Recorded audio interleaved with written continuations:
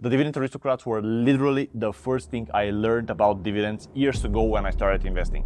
I was so pumped to get into these types of companies and have my dividends grow and compound forever.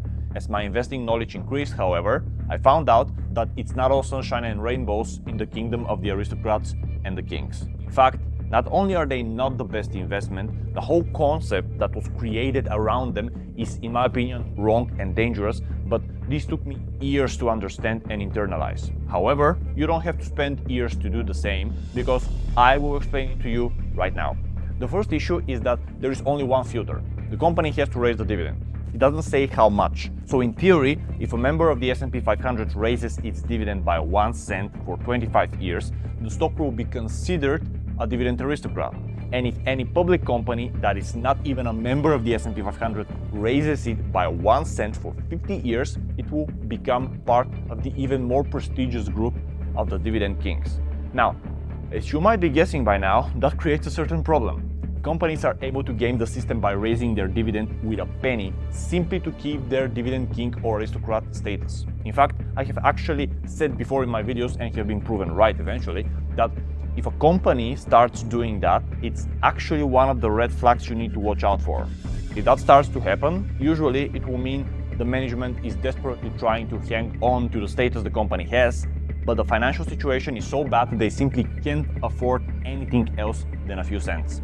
And this leads me to the next issue.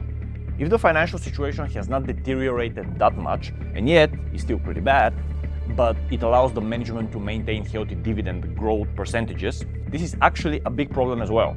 They are prioritizing dividend payments just to keep the dividend aristocrat or king status, instead of simply telling investors they will need to lower the dividend a bit so that they can fix an issue with the company. This puts unnecessary pressure on the management to maintain a dividend when they should have used the cash flow to deal with an issue or to pursue a growth opportunity within the business. And so, yes, to some extent, the king or aristocrat status might bring them new investors and inclusion in certain ETFs, but this will be more than offset by the bad financial decisions made just for the sake of an artificial king or aristocrat status. And so, as a result, the financials of the company might deteriorate. And that brings me to the third issue, which is the lack of other quality filters applied to these two lists of companies.